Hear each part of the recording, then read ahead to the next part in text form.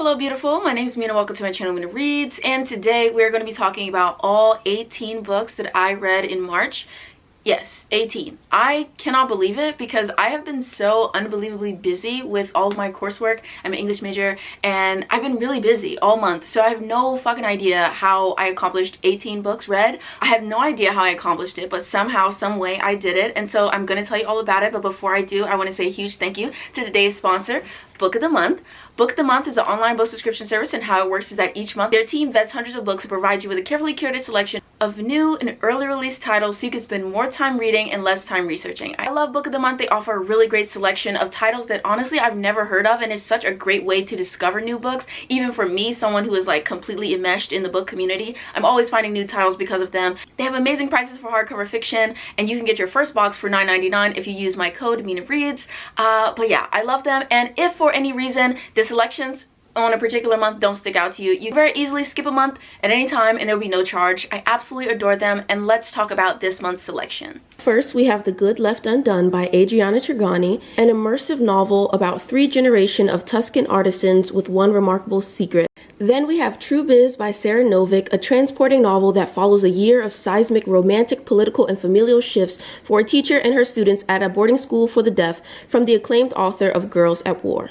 Then we have Like a Sister by Kelly Garrett, which follows a black reality TV star who is found dead in the Bronx, and no one bats an eye except for her estranged half-sister who refuses to believe the official story, which leads her on a dangerous search for the truth. Then we have Bittersweet by Suzanne, Kane, a nonfiction in which the author employs a mix of research, storytelling, and memoir to explore why we experience sorrow and longing, and the surprising lessons that these states of mind can teach us about creativity, compassion, and leadership.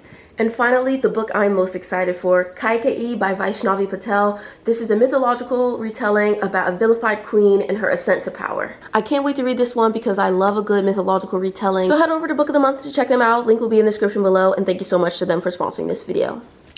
So let's get into these books. I'm gonna try to be brief, but I don't know. We're gonna try our best. Let's pull up Goodreads and let's get into it. So I'm going to talk about the manga that I read first because I think that'll be the easiest thing to do. Okay, so the first manga that I read was Blue Flag Volume 2, and this is this contemporary high school like love triangle romance-esque manga, and it's essentially about this group of friends, and everyone is in love with everyone else and nobody knows it yet, and it's very cute, very fun, very queer, and I love it. I love the friend group. I think the art style is really adorable, and you're just experiencing this friend group during their senior year of high school as they're figuring out what they want to do with their lives, where they're going next, and also trying to figure out and navigate all of these complex feelings that they have for each other. It's very cute, it's very fun. I enjoy my time with it, and I would definitely recommend it if you're looking for like a nice palette cleanser in between heavier reads or anything like that. Like, it just was very fun, very enjoyable, and a really quick read. So then after that, I read the final volume in my favorite manga series of all time, Sweat and Soap by Yamada Kanetsu, and bro, I love Sweat and Soap so much. So I read volume 11, and volume 11 is when we get to see our two protagonists, Aisako and Natori, get married, and it was just so cute. It was so emotionally rewarding. I cried. It's amazing. But I love Natori and Aisako so much. They are one of my favorite couples of all time. Reading their love story is just so fun and emotionally rewarding because you get to see them at all stages of their relationship. And so reading this final manga where they're getting married was just like, it just really was a cherry on top of an excellent series, and I had a blast. So I loved it. And the last manga that I read this month was A Sign of Affection by, I want to say it's by Sue Morishita. Oh my god, this was so cute as well. Like, I just had an amazing month for manga. Sign of Affection is very, very cute. We're following this girl named Yuki, and Yuki is a deaf individual, and so basically she goes through her life and she communicates with other people using notepads, using sign language, using like texting, and basically she ends up meeting this guy who is like this really popular guy on campus. She's in college, and she meets this guy. He's like a really popular guy on campus. He's really cool. He's a world traveler, and she's very impressed with him, and she quickly develops a crush and thinks she's in love with him, and he is also interested in forming a relationship with her, and they essentially make this kind of pact where they're becoming friends, and he would like for her to teach him sign language, and he is one of like the first people to really take a lot of initiative in learning how to communicate with her, and it makes her feel so good and so special, and I just love them so far. It's really early days for their relationship, and they're not like romantically involved yet, but she has a crush on him, and it's just so cute. So very excited to read more of them.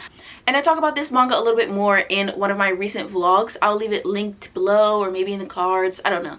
Okay, so then let's start in on the other weird subsection of my reading month, which was monster romance. I was reading like a metric fuck ton of them, and I don't know why. I don't know what really brought that on, what was provoking it, but I read a lot of them. So let's go through them as quickly as possible. Okay, so up first we have A Little Sip of Sin by Cleo Evans. This is a part of a Creature Cafe series, and it's basically about these creatures at a cafe. There's this guy who's a cafe owner, and he is basically a matchmaker for like magical creatures and monsters and stuff, and he matches them up with like life partners essentially. And so I read A Little Sip of Sin, which is about these dragons who are trying to meet their mate. So they meet their mate through this like cafe matchmaking system, and it's basically just erotica. It's really short, it's a novella, and it's mostly about them doing the do, which is very cool, right? But this one was a bit odd, and I didn't absolutely love it. Like, it made me realize that maybe monster romance is not completely for me, because first of all, there's this scene where I told you they're dragons, so they have like a dragon form, and one of the characters goes into his dragon form, and he's like huge, and he's like, I don't know, he's trying to attack his partners. I don't really know why. It was a very odd scene. So he's like trying to attack his partners. So then the other dragon, who's in his human form at this point, he goes inside of the dragon's mouth naked and like rolls around in his saliva, and he reaches the finish line with his whole body inside of the dragon's mouth, and then like, I don't know, I feel like after I read that scene, like I completely tuned out everything else, because it was mind-boggling. Like, it was absolutely confounding. I have never read anything like that in my life before, and I hope never to again. Huh? Like, what? It was very confusing. I don't know. So that was that. Then I read a different monster romance. This one is called Deceased by the Gargoyles. It's about this girl. She's a witch, and she goes to a monster matchmaker. So they will match her with another supernatural creature. She gets matched with this guy who's a gargoyle. Everything's going good, going well. They're having a lot of really good first dates. And then she finds out that he actually has multiple partners already, and he is a part of like this polyamorous relationship, and he has like 2 husbands basically, but he didn't tell his husbands that he's dating her, and he didn't tell her he has husbands. So that's the deception that the story is predicated on. But basically this is like a polyamorous monster romance or whatever, and I absolutely love the cover of this. And I feel like that's all the good things that I have to say about it as a book. Like, not that it was bad, but it just wasn't good to me. Like, there's a lot of sex scenes in it, and it's supposed to be like really steamy, and like the characters have such sexual tension, but I just didn't find it sexy or fun or erotic in that way. And also there was just an overwhelming use of the word seed, and like seed just doesn't give me sexy. Like, it gives like Old MacDonald had a farm. Like, it just doesn't, it doesn't spark like sexy thoughts for me personally. So just the overabundance of the word seed just really took me out, you know. It just wasn't. So yeah, I read that one. It was really boring. I found all of the characters to be exceptionally boring, and I felt like all of her boyfriends, or like her male love interests, all of their personalities kind of collapsed in on each other. They had like one personality trait, and they were really boring and uninteresting, and she kind of had some stuff going on for her, but I just didn't love it. Like, it just, I don't know, it didn't do it for me. One good thing I will say about it is that it is plus size rep, and it is cool queer rep, and like that's fun, but I just didn't love the book. So I'd probably give this one like 2 stars as well. Next monster romance I read was called The Maid and the Orcs, and unironically I love this book and I am obsessed with this book, but I also think that this book is kind of bad. But like, I am in love with it. So I gave it like 3.5 stars. Basically, The Maid and the Orcs is about this girl named Alma, and she lives in a world where humans are constantly at war with orcs who live in like this mountain near a human settlement. And she ends up running away from her employer because he's like this really creepy, skeevy guy, and he's trying to attack her. So she runs away from her employer, and she runs into a river accidentally, and she's drowning, and this orc comes to her rescue, and he takes her up to Orc Mountain with him, and she goes to live with him and the orcs. And she is a maid, as the title suggests, so she ends up taking on like this duty as head housekeeper of Orc Mountain, and she like does housekeeping things. But also there's drama and there's tea because the orc who saved her from the river, his name is Baldry. Baldry has a husband named Dolce, and Baldry kind of likes Alma and wants to be with Alma, and they're like bonded in some magical supernatural love connection way, and Dolce is kind of upset about that, but he thinks it's the perfect opportunity for him and Baldry to maybe have a baby. So he wants to like invite Alma into their relationship dynamic so that she can carry a baby for them. So there's like a lot of stuff going on, and it's a very odd, very kinky, very steamy book, but unironically I loved it. The only reason that I would give it like a 3.5 instead of higher is because the book is ridiculously long. The book is like 700 pages long, and it really doesn't need to be. And like, I will say that I read those 700 pages in 2 days. So it was very engaging. It's really funny. It's very ridiculous. I feel like the world building for the orcs and like their culture and stuff is fascinating. Honestly, it's a little bit problematic. Listen, I have fun reading it, but I can't say that I'm recommending it. Like, I can't say I'm recommending it, but I certainly enjoy my time reading it. But I definitely don't think that it needed to be 700 pages. And I also think that Baldry, even though he was supposed to be like the emotional center of this polyamorous relationship, he just was boring as hell. But Alma and Dolce writes for them. They both were so fun and so sexy, and they had like a hate to love thing going on. We love to see it. Okay, so I think that that's the last monster romance I read, but I did read another story about monsters, which was called Legends and Lattes by Travis Baldry, and I absolutely love this. This is a cozy fantasy novel, and I would highly recommend it to any of my fantasy girlies who want something that is not about like the fantasy world is in some cataclysmic event and like there's a war brewing or all that kind of like really high stress stuff. Like, it's not a story like that at all. We're following this orc named Viv, and she is a mercenary, or she was, but she's going into retirement, and she's going to use her retirement funds to open up her dream coffee shop, and basically introduce the modern coffee shop to this town called Thune. And so it's about her and all of her neighbors in Thune and her thriving small business, and like her and her co-workers. They're all so cute and so fun. This book is also sapphic, and I absolutely love this. It's just so cozy, it's so sweet, it's so fun and ridiculous and funny, and I would definitely recommend the audiobook because it is narrated by the author and he does an exceptional job. But it's just so cute. Like, I really loved it. I think initially I gave it 4 stars on Goodreads, but I probably will bump it up to a 5 just because it was that good. Like, it was just so enjoyable. It was so fun, and I honestly want to like reread it, or I'd love to read more in that series or in that world, and I kind of missed the characters already. So it was exceptional to me. I absolutely loved it, and it really hit a sweet spot for me because I love fantasy, I love fantastical worlds, I love fantasy creatures, but I don't always want to read about like, you know, there's a war going on and like people are dying, and like I don't always want to read that. So I feel like this was the perfect sweet spot for me and where I'm at right now with my fantasy journey. So I absolutely loved it. It was really good. I'd highly recommend it. I read Dolce by Katrina Jackson, and this is a part of her The Family series, and this is like a mafia romance series, and each book follows a different girl in this same family. Like the first girl, her name is Shay, then the second girl, her name is Zara, she's Shay's cousin, and then the third girl, her name is Zoe, and she is Zara's sister. So they're all in the same family, they all go to Italy, they all meet sexy Italian men, they fall in love with them, but these sexy Italian men are in the mafia. Right, cool. Dolce is about Zara. This is Zara's kind of like extended epilogue. She has a relationship with a man named Giulio, and her and Giulio are the best. I love them. Their book is called The Hitman, and I would highly recommend it. It's very fun. They're amazing. So Dolce is just about them kind of in their honeymoon phase, and they're just like sleeping together and eating good food, and I love it. I love to see it.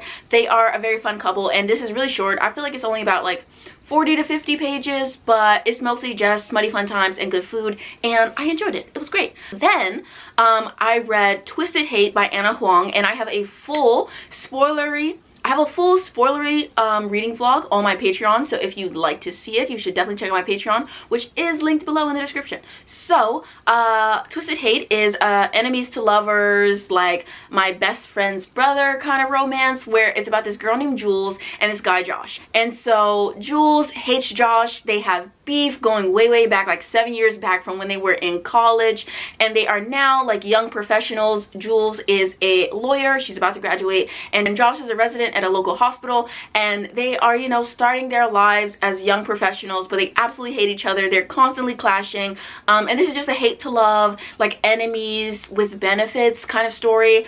And I have so many thoughts and feelings about this book, so you really should watch my video on Patreon, because I don't want to like go on and on and on in this video, because this video has the potential to be a million years long, so I don't want to do that. But I have such complex feelings about this, because on one hand, I absolutely love Jules and Josh, like one of my favorite couples. I think that they are the hate to love trope done so right. Like, they are incredible and I love them, and their relationship is so steamy. Their chemistry is amazing. I personally think that they're funny as hell. I know humor is subjective, but like, I found them so funny together. I found them really sexy together. I loved them. Their chemistry was just pitch perfect, and it was just a really good book up until like the 70% mark, and then it just got so fucking dumb that you wouldn't even believe it. Like, she just ruined an exceptional story by feeling the need to include and incorporate this stupid ass drama that doesn't make a whole lot of sense and that is not at all well executed. And you know, we love a good like miscommunication trope, whatever. I hate it. I hate it. I want to read romances where characters like navigate hardships together.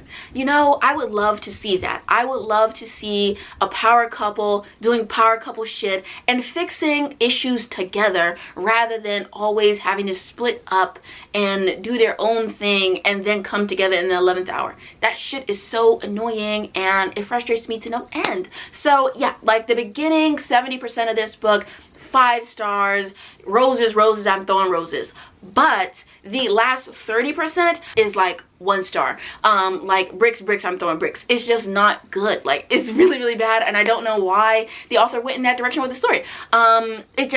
It didn't give at all, and it actually made me feel less warm and fuzzy about their relationship, because if they cannot handle issues together, and they can't communicate healthily and without cruelty, then I don't think that they should be together, you know? So it just was a very complex reading experience, and I feel like I detail my thoughts and opinions much better in the Patreon vlog. But it was a time, it was an experience, and Anna Huang, she will pay for her crimes one day, but I don't know. The girls on TikTok love it, so I'm sure she won't learn any lesson from it, but I think that she fucked up a perfectly good story. I read Razorblade Tears for the Literally Dead book club with Kayla from Books and Lala and Molly from Mind of Molly. And so this is a story about, you know, fatherhood, about revenge, and it's really about kind of reflecting on past behavior, because both Ike and Buddy Lee had bad relationships with their sons, because they really struggled to accept the fact that their sons were gay and that they were in a relationship. They did not really respect their relationships or respect their sexuality, and so this is kind of about them reconciling with their guilt. And but I have to say that personally, for me, I just didn't love this book because of a number of reasons. I would say I give it like a 2.5 star, because I did enjoy the writing. Like, I think the writing's fast-paced and cinematic, so it kind of feels like you're watching a movie. So I would say that it is like a very, you know, quick and easy kind of writing style. And then I think the characters are interesting. I particularly like the way that S.A. Crosby does the dialogue. The dialogue is very interesting. The regional like dialect and slang that they use is so fun and fascinating to me. So I love those aspects of the story, and I feel like it did bring the characters to life. But I can't say that I was ever completely invested in the story, because I just felt like I didn't care. I didn't necessarily care about these two characters and their attempt at redemption through revenge. I felt that I didn't really care about the mystery itself all that much, because there is this mystery that they're trying to solve, and I can't say that I ever really cared. And also, there's a lot of elements of the story that just felt so cartoonish and ridiculous. It really kind of reminds me of Kill Bill though. I like Kill Bill, but I feel like I would have probably liked Razorblade Tears if I'd watched it as a movie rather than reading it as a book. So that's kind of where I'm at. So moving along, I read The Jade Setter of Janloon by Fonda Lee to the Greenbone Saga. Okay, so the Greenbone Saga is set in this country called Kaikai, where we have these two warring clans who are fighting for control of this country's bioenergetic jade supply. And this jade supply allows people who can wear it comfortably to have like magical powers essentially. And so they're kind of fighting over sole ownership or like having the controlling ownership shares of like the jade mines of the country, right? So they're arguing over this kind of thing. That's like the main thing that goes on, that there's this clan rivalry happening. And so in the prequel, we're following this character who is just a minor small person in the country of Kaikai. He works in a jewelry shop and it is his job. He's an apprentice at a jade setter's. He's a jade setter's apprentice, and essentially what he does is he crafts the jade that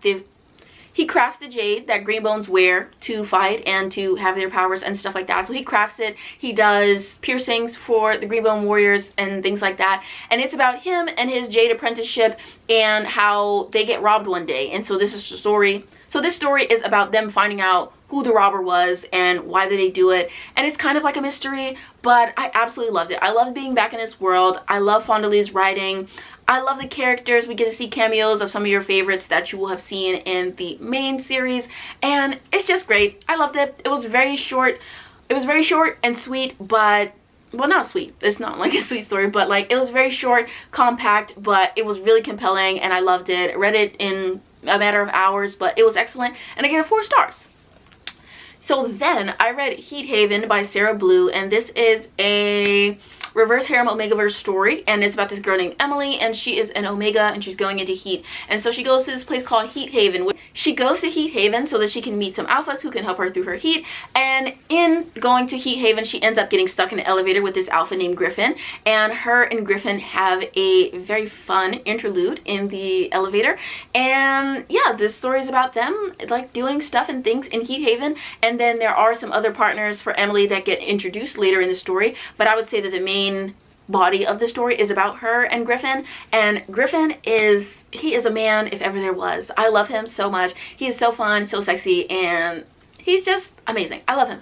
Also, I personally found Emily to be a very endearing kind of protagonist. She was so sweet and fun, and I loved her. And I really liked her relationship dynamic with Griffin. It was very fun, and yeah, like they were a good time. I loved it. I will say that I think that this is too short. This is kind of a novella, and I think that it was too short. I think that it should have been a full-length novel, especially because, like I said, it is a reverse harem, and so it is introduced later on that Emily gets some other partners, and I just feel like there wasn't enough time for you to care about those other partners that she gains. And I think that it would have been cool if it was a full-length novel and we got to really see her building her relationship with those other people. But overall, it was very enjoyable. It was very fun, very sexy, and I gave it 3.5 stars. So then for one of my classes, I ended up reading the Autobiography of Angela Davis, and this book was absolutely incredible. I did not give it a star rating because it is someone's life narrative, and so that feels a bit weird to do. This is an exceptionally well-crafted autobiography, I would say. In my opinion, we really follow Angela and during various periods of her life, her early years as a child in Birmingham, Alabama, her experiences in college as a young activist, her experiences with various activist groups that she has been a part of and that she helped to build up, as well as her time being on the run from the FBI and her subsequent arrest and trial. So yeah, it was really, really great, and I definitely want to read more by Angela Davis in the future because this was excellent. And I have read Freedom is a Constant Struggle, so I'm grappling between if I want my next read from her to be Women, Race, and Class, or if I want it to be Why Prisons Are Obsolete, but it'll be one of the two. So Shay Sanders has a series called On the Clock, and Shay Sanders writes black romances. So I read some, and they are all like workplace romances, and I love them. So I have read most of the ones in the series, and I wanted to finish up the series this month. So I read 3 stories from it. They're all relatively short, but good stuff. So the first one that I read is called Shift Change, and Shift Change is about these 2 characters, Dre And shift changes about these two characters, Adriana and Cash. So Adriana is kind of an executive and she works in marketing, and Cash is someone who works a more blue collar type of job in their corporation. He's this more prim and proper girl, and he's kind of like the rough and tumble guy. And he approaches her. Basically, he sees her coming out of work one day because she was working a late shift, and he sees her coming out of work and he says, you know, hey, what's up, like, can I get your number?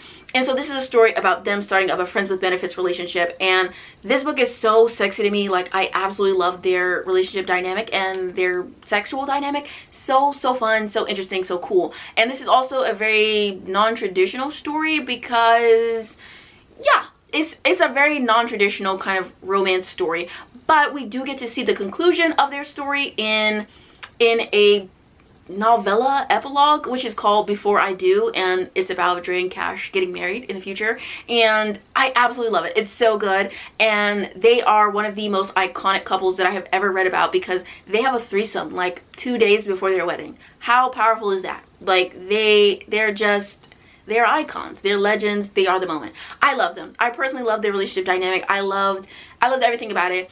I don't think it's going to be a story that's for everybody, especially because I think that Cash is like a little teeny tiny bit problematic occasionally, but I was eating it up and I loved it, and they were very sexy and very fun to me, so it was a good time.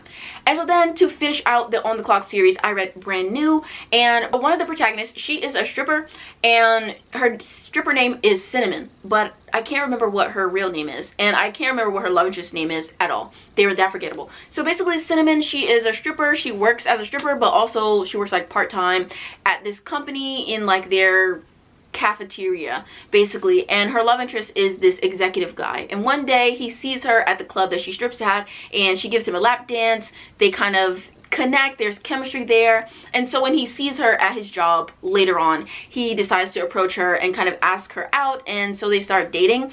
But this story is really boring. Like, it's exceptionally boring because they start dating and you just see them like going on these really boring, uninteresting dates and kind of doing nothing. I felt like they had no chemistry. Like, I really didn't feel it. And the story is also supposed to be kind of subversive because the guy, he seems like this really nerdy, geeky guy that like he just is not Mr. Bitches, you know? But you find out that he is actually very sexually experienced, and the girl who is a stripper, she actually is not sexually experienced at all, and she's a virgin. And so this is a story about her deciding that he is like good enough to be her first time. But I just didn't like it. I especially didn't like that this narrative was kind of positioning her love interest as like one of the good guys. Like, she thinks that all men are trash, which, I mean, you know. So she thinks that all men are trash. She thinks they're not really about shit, and she has just never met a man that she thinks is like worth giving her virginity to. So when she meets this guy, she's like, yeah, like, he's the one. I'm giving him my virginity. And I feel like it's so oddly done because she keeps saying that like he's so much better than other men, but the stuff that he's doing is bare minimum. And in addition to that, like, he's kind of stalking her at the beginning of the book. So what makes him better than other men? He's a fucking stalker, and he's weird, and he's corny as fuck. So I just didn't get it. I feel like I didn't really understand where the author was coming from. Like, I feel like she was trying to make some kind of commentary that did not work to me. And also their relationship dynamic was boring as hell. The characters themselves were boring and not memorable, and their relationship just kind of sucked to me. It just was like, what? So it was just not it.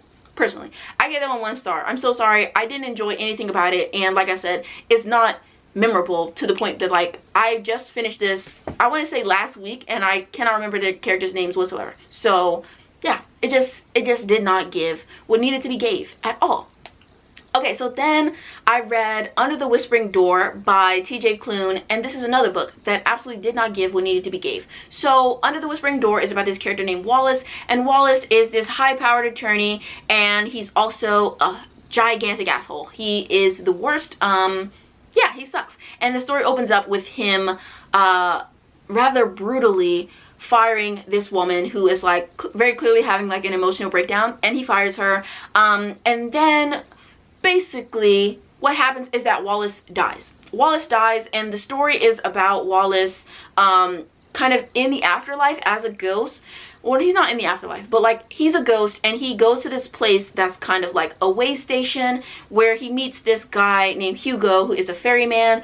And Hugo is supposed to kind of help souls grapple with the fact that they have died, and like the fact that there's so much that maybe they had to live for, or so much that they haven't done yet. And like he's supposed to help them navigate that emotional space before they're ready to move on to, like, you know, the afterlife, whatever that is. And like they go through this door to get to the afterlife. And so this way station takes place in like a tea shop, and Hugo is the owner of said tea shop / the ferryman that guides souls to the afterlife.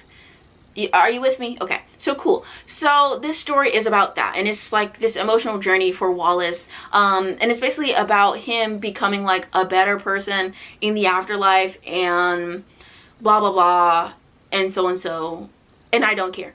I think that this book was exceptionally boring. I think it was a gigantic fucking waste of time. It's supposed to be this kind of moving story about death, and about grieving your own death and grieving your own life, and about this character Wallace like becoming a better person. It's supposed to be a story of like reform, and I hated it. First of all, I just fucking hated Wallace. Like, I understand that this is, you know, he's coming from like this he ain't shit standpoint, and they were supposed to see him like become a better person, but I just didn't buy into the he's a better person now. I didn't buy it. And all of the side characters in this are people of color, and all of the people of color, their only role in the story is to uplift Wallace, to rehabilitate Wallace, to love Wallace, because Hugo is like eventually in love with Wallace, and like he's obsessed with him, and he's like, you know, Wallace, like, you're the best person I ever met, and like all this other shit. And it's just like, no, it's not giving, it's not believable. And it's supposed to be like this found family dynamic, and I just didn't buy it. Like, it didn't tug my heartstrings. I wasn't like rooting for Wallace in his romantic endeavors. I didn't give a damn about his personal development. Like, it just did absolutely nothing for me. I just really did not like it. And I know that this is a very personal thing, because I have seen a lot of very good glowing reviews for it, so don't take my word for it, but I just didn't like the book at all. Like, it didn't do the things for me personally. I hated it. 1 star. I really felt like I wasted my time with it. So yeah, that's where we're at with that. Okay, and finally, The Viscount Who Loved Me by Julia Quinn. So I recently, very recently, have become absolutely obsessed with Bridgerton. I hate season 1. I'm not a season 1 stan, but season 2, we are locked in. We're like this to be done. They are just that couple, you know, and the actors did what they needed to do. The music was hitting, all of the scenes, the tension, the slow burn, the drama, the angst. I was living for every single second of it, and I needed more Kate and Anthony, because their relationship was so slow burn and you barely get to see them be together, and so like I needed more. So I decided to read The Viscount Who Loved Me, which is the book that the 2nd season is based on, and it was also very good. It's a very different narrative to the way that the story plays out in the show. So if you want more Kate and Anthony, but you also want something different, or you weren't a fan of how certain plot elements played out in the show, you should definitely read the book. So Anthony and Kate, their dynamic is very delicious, and I love them. So I had a really good time with this. I gave it 4 stars. I probably enjoyed it a bit more than I would have if I had read it without having watched the show. Like, I think that watching the show gave it a little bit more flavor, a little bit more pizzazz, because I was imagining the amazing cast of Simone Ashley and Jonathan Bailey, and I think that like having them in my mind and having their dynamic in my mind did help me kind of enjoy this story a little bit more than I maybe would have on its own. But it was still very good, still very entertaining, and I had a blast reading it, so I would recommend it. So yeah, those are all of the books that I read in March. Those were all of my thoughts. I hope I didn't miss any, because I'm definitely not going back to refilm this. Thank you all so much for watching. I hope I will see you all in my next one. Bye, you guys. Like, comment, subscribe, and a special thank you to all of my wonderful patrons.